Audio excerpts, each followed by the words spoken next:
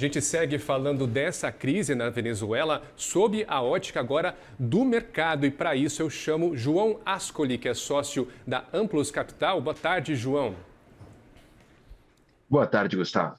Muito obrigado pelo seu tempo aqui em conversar conosco. João, eu quero começar primeiro falando sobre a OPEP. Ontem nós tivemos uma reunião da OPEP Plus para discutir quais são os próximos passos, o que o mercado de petróleo, os maiores produtores do mundo, tem que fazer a partir de agora. E pelo que eu li da ata, João, essa questão da Venezuela não foi muito levantada e a OPEP decidiu seguir aí sem alterar, decidiu não fechar a torneira de petróleo, mesmo também com o mercado reagindo a esse excesso de petróleo no mercado. Qual que é a sua opinião sobre essa decisão da OPEP de, por enquanto, fingir que nada está acontecendo? É estratégico? É medo? Conta um pouco para mim, João, por favor.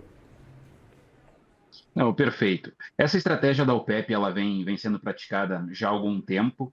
Ela leva muito em consideração o market share que a organização perdeu ao longo dos últimos anos. Vale lembrar que o market share da OPEP no comércio de petróleo, ele caiu. E assim, são países que eles têm uma margem de produção maior que diversos outros países, então eles conseguem trabalhar muito bem essa oferta, mesmo com um petróleo num valor mais baixo, e é isso que a gente vê ocorrer mais profundamente desde o ano passado. Sinceramente, eu acho que esse continua sendo o principal driver do mercado de petróleo, foi o principal driver do ano passado e ele continua sendo nesse ano a oferta da OPEP, que ela continua bem alta. Aqui trazendo um pouco para o Brasil, para falar da Petrobras, às vezes quando o petróleo Brent sobe, isso é benéfico e o Ibovespa sobe junto, mas nesse caso, com a alta do petróleo Brent, também WTI, mas especificamente do petróleo Brent, que é a maioria ali em se tratando de Petrobras, as ações estão caindo drasticamente. Queria que você comentasse um pouco esse período difícil para a Petrobras, que está puxando aqui um pouco a alta do Ibovespa, e o que você projeta aí para os próximos dias. Eu sei que é um pouco difícil de falar, mas quais são as suas perspectivas para os próximos dias e um pouquinho também sobre o que está acontecendo hoje com as ações da Petrobras, João? Perfeito. Quando a gente fala do setor de petróleo dentro do Ibovespa, a gente está falando de um percentual acima de 15%, é um percentual relevante e faz preço no índice. Vale lembrar que a correlação de um papel de commodity, no caso a Petrobras, as próprias Júniors, a Prio, a Brava, PetroRecôncavo, elas têm uma correlação com o preço do petróleo, obviamente, porque é o valor de venda delas, mas no curto prazo a gente tem diversas outras variáveis que impactam o preço. Então, nesse curto prazo, qualquer ajuste de posição, o mercado rotacionando para outros setores, ele acaba descontando mais o preço no curto prazo. Mas se a gente extrapola isso para uma janela maior, como a gente viu no ano passado, quando a gente teve um petróleo em queda e um Ibovespa em alta, mercados emergentes em alta, deu para a gente perceber como essa correlação ela acaba sendo mais forte, porque um dos setores que ficou para trás, mesmo com o Ibovespa batendo máximas e máximas, foi o setor de petróleo, justamente por causa da pressão do preço do petróleo. Eu entender um pouco aqui contigo essa questão do petróleo. O petróleo é muito usado aqui como hedge, né? Como uma segurança aí por boa parte dos investidores. Aí, se essas sanções da Venezuela se consolidarem no longo prazo, qual outra commodity o mercado poderia adquirir para servir de uma hedge alternativa ao petróleo?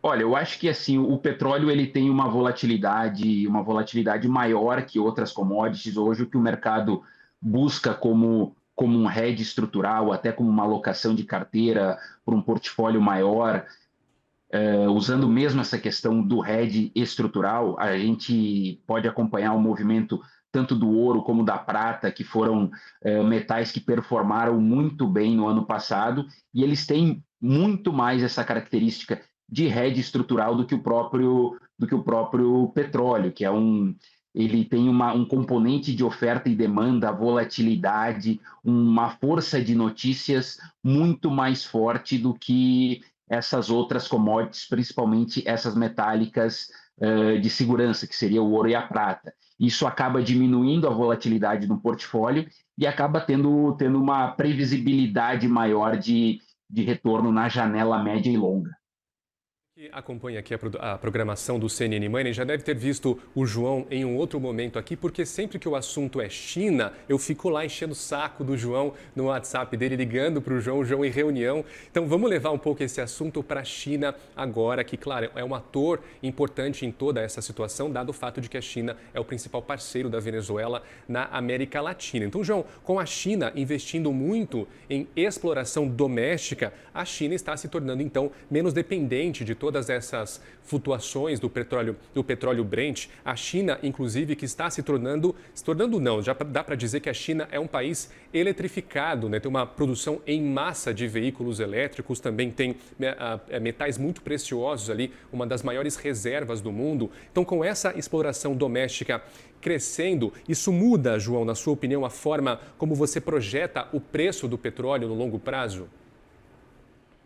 Olha, eu não acredito numa mudança estrutural do consumo, por mais que a China ela venha, assim, nos últimos anos, alterando essa matriz. A China é o principal vetor dessa nova economia, como tu bem disse, o principal produtor de carros elétricos, toda essa questão da tecnologia verde. Mas, por outro lado, é um país gigantesco. Quando a gente fala de China, a gente está falando de cifras financeiras e de qualquer outra métrica num montante muito grande.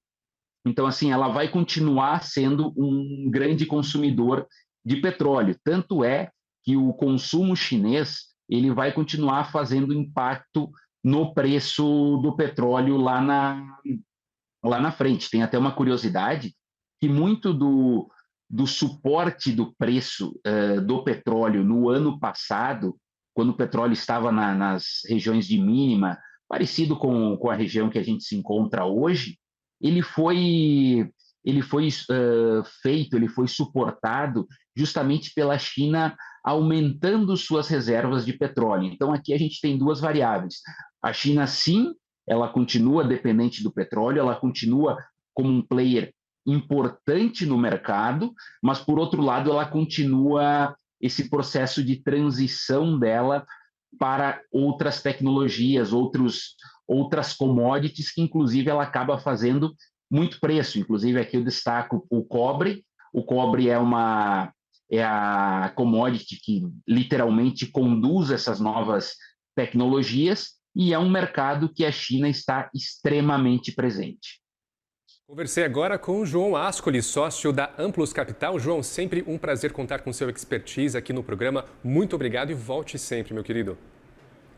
Eu que agradeço.